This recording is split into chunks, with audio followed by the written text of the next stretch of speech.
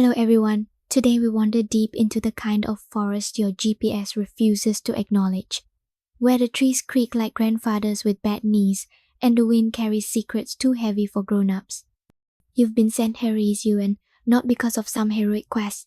No, it's because your neighbors think you're a little weird. You talk to birds, you ask too many questions, and worst of all, you didn't laugh at the baker's jokes. So they packed your things: one potato, a scratchy wool blanket, and your grandmother's silver bell and said, "Go help the forest if you love it so much." So you go. You drag your feet across moss so soft it might be judging you. The air smells like forgotten rain, and every time you look over your shoulder, the shadows move. Not creepily just, like they're curious. Now, here's the thing.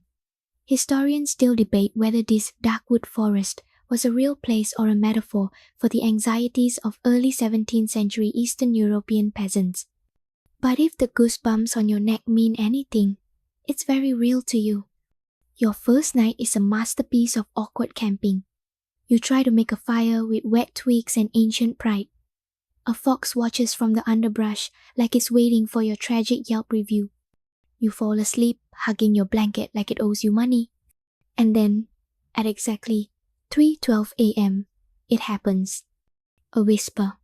Soft, raspy, like wind wearing shoes. It says your name. Not your nickname, not "Hey kid," your actual full name, middle syllable, and all. And when you blink into the darkness, there's nothing there but a crooked tree that leans toward you just a bit more than it did before. Odd fact, the oldest known forest myths in Slavic folklore describe trees as guardians, not enemies. But whatever whispered your name clearly skipped guardian school. You bury your head under the blanket, wishing for your grandmother's voice. Instead, you hear the whisper again, clearer now, from the direction of a rotting footbridge. It says, "You came to help, didn't you?" You wake up with dirt on your face and moss in your mouth, like some forest witch gave you a spa treatment without asking. The whisper still hanging in your ears like the last note of a creepy lullaby. Now, common sense says, turn around, march back to the village, and take your chances with the judgmental cows. But curiosity has other plans. So you shuffle forward, past roots that twist like sleeping snakes, until you find it. The hut, barely standing, roof slumped like it just got bad news. The door creaks before you touch it through. And the inside? It smells like wet fur and forgotten soup.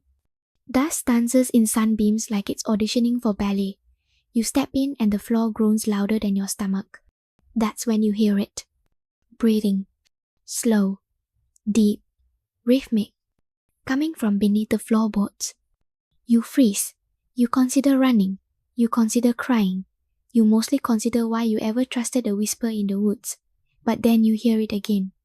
Your name. And this time, it adds, "You're the only one who listened." Now here's where things get weird. I know, now they get weird. You kneel down and gently knock on the dusty boards like you're visiting a neighbor with very questionable real estate choices. The wood shifts. A knot in the floor blinks. You don't scream. You just whisper, "Hi." And what replies is not a monster.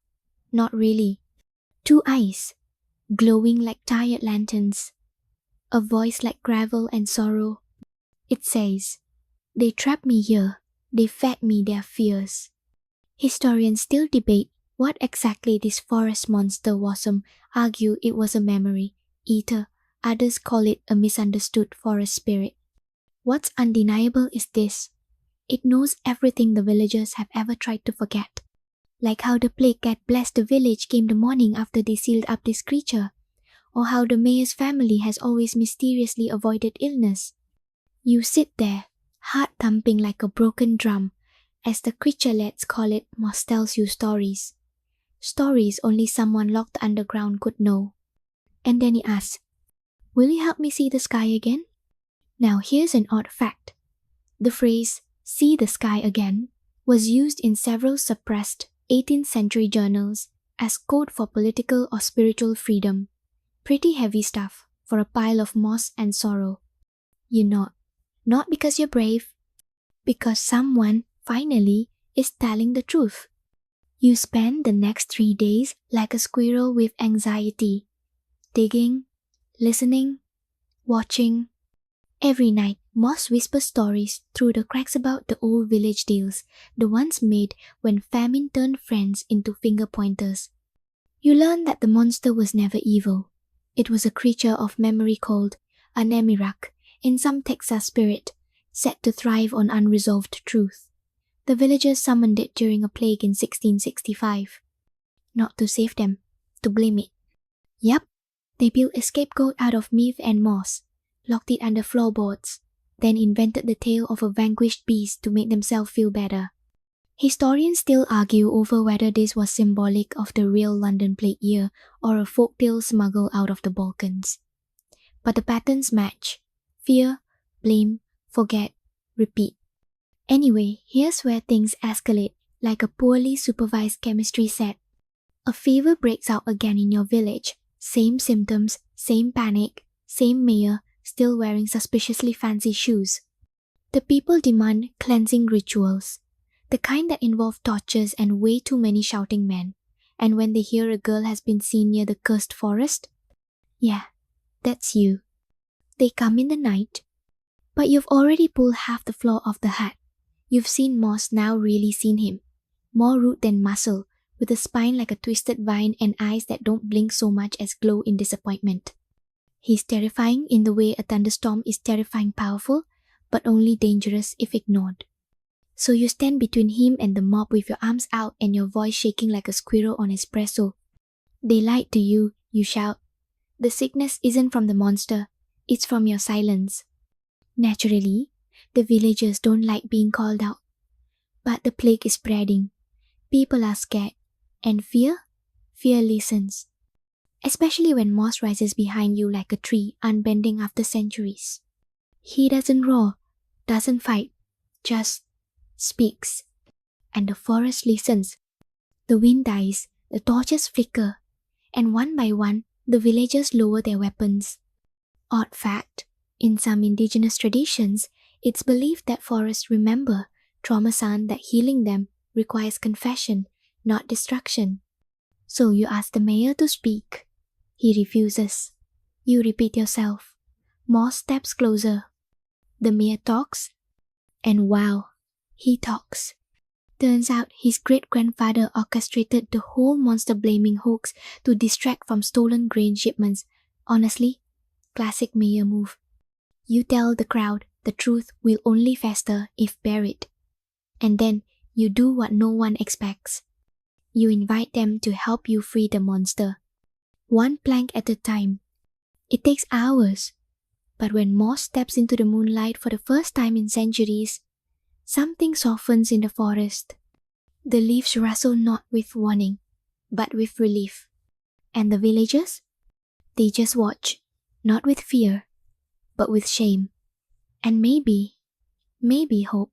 The fever fades. Not immediately, not like magic, but slowly, like steam lifting off morning grass. The villagers start visiting the edge of the forest. They leave gift shops, bread, drawings from sticky-fingered children. No one says monster anymore. You and Moss don't talk as much now.